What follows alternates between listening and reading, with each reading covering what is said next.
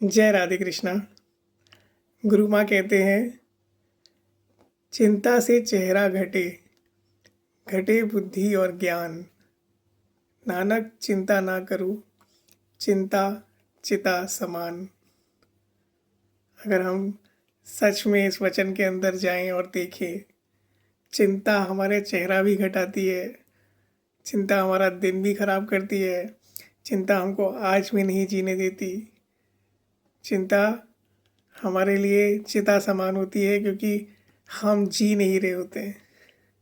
या तो हम पास्ट में किसी बात को लेकर के पकड़ के बैठ जाते हैं, क्योंकि पास्ट कोयले की तरह है कि हम उसको पकड़ के बैठे रहेंगे तब तक हम जलते रहेंगे।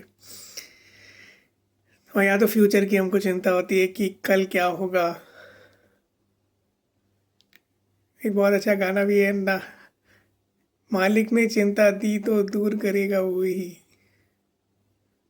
अगर मालिक ने कोई भी प्रॉब्लम दी है आपको, तो उसके पीछे उसका एक मकसद होता है, एक रीज़न होता है।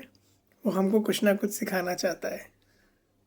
उस प्रॉब्लम को कुछ लोग तो अपॉर्चुनिटी की तरह भी देख लेते हैं, और जब उस प्रॉब्लम से हम बाहर आते हैं तो हमारे पास अनुभव होता है। और वो अनुभव हम जब किसी के साथ शेयर करते हैं, तो वो भी अगर उस सिचुएशन में होता है तो उसको भी एक शक्ति मिलती है। दादा भगवान कहते थे, नथिंग न्यू अंडर द सन। अगर कल किसी के साथ कोई घटना घटी है, तो वो आज तुम्हारे साथ भी घट सकती है। और आज जो तुम्हारे साथ कोई घटना घटी है, तो वो कोई ऐसी कोई नई घटना नहीं है, वो पहले भी बहुत लोगों के साथ गुजर चुका है। ऐसा होता है कि हम सो रहे होते हैं, हम जागे नहीं होते। गौतम बुद्ध भी सो ही रहे थे, लेकिन एकदम से उनको लगा कि नहीं, आज मैं अपने राज्य से बाहर जाऊंगा। और कहा गया था, जब गौतम बुद्ध का जन्म हुआ था, तो उनके जो पिताजी थे वो राजा थे। तो उन्होंने वहाँ के जितने भी ज्योतिषी थे उनको बुला लिया था। उनसे कहा था कि मेरे बेटे का भविष्य बताओ कि ये क्या करेगा। तो सारे ज्योतिषियों को पता चल गया था कि ये वैराग्य ले लेंगे, ये राज नहीं करेंगे, ये संन्यास लेकर के ये गौतम बुद्ध ही बनेंगे। सबको फ्यूचर दिख गया था। तो उन्होंने बताया अभी राजा को। तो एक उसमें से एक जोशी ने कहा कि अगर आप इनको हमेशा सुखी सुख दिखाएंगे, तो ये हो सकता है कि वैराग्य मार्ग में ना जाए, संन्यास ना लें। तो कहा जाता है कि उनके जो फादर थे उन्होंने ऐसा किंगडम बनाया था कि उनको कहीं भी, उनको सबसे पूरे राज्य में कह दिया था, अपने अपने राजमहल में, कि कोई भी इनको ऐसी सिचुएशन नहीं दिखाएगा जो दुख दुख से संबंधित हो। ना मृत्यु, ना बीमारी, ना बुढ़ापा। तो कहा जाता है कि जब गर्मियाँ होती थी तो उनको शिफ्ट कर दिया जाता था ठंडक वाली जगह पे। जब ठंडक होती थी तो उनको गर्म जगह पे शिफ्ट कर दिया जाता था। उनको हमेशा सुख दिखाया गया। पर ये चीज़ बैक फायर कर गई। कैसे? कि उनके अंदर एक दिन भाव आया कि नहीं, आज मैं अकेले निकलूँगा। तो उन्होंने रथ अपने सारथी को बोला कि तुम मुझे आज अपना राज्य पूरा दिखना है मुझे, और मैं किसी के साथ नहीं जाऊँगा। उस सारथी को भी बोला गया था कि इंस्ट्रक्टेड था कि तुम भी मतलब कभी भी इनके साथ कुछ ऐसा शेयर नहीं करोगे जो इनको वैराग्य के मार्ग पे लेके जाए। पर होता क्या है कि अब जो लिखा होता है वो तो होता ही है।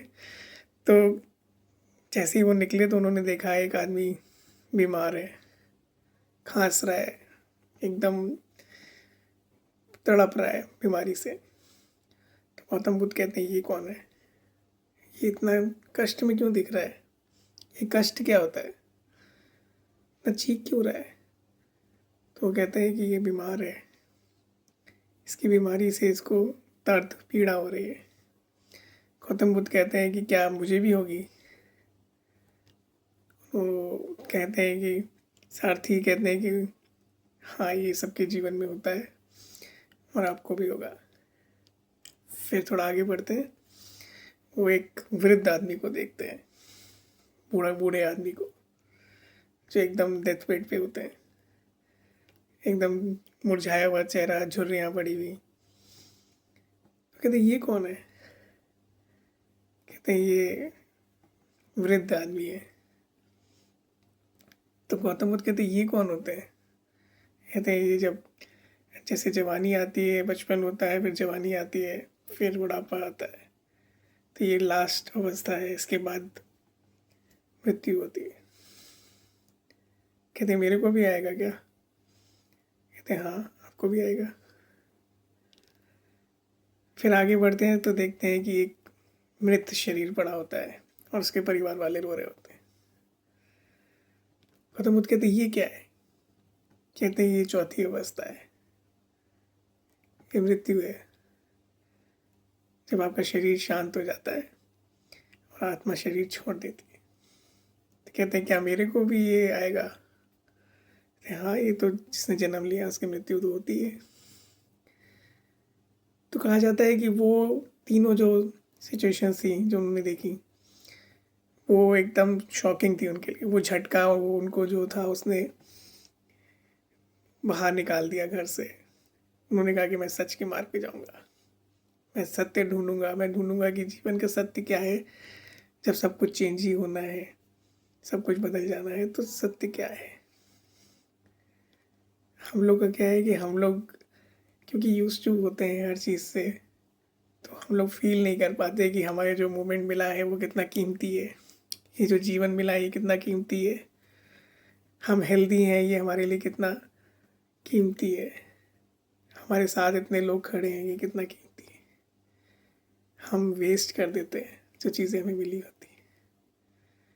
गुरुजी कहते हैं कि तुम जागो, तुम अपने जीवन का मूल्य समझो, तुम अपने प्राणों का मूल्य समझो।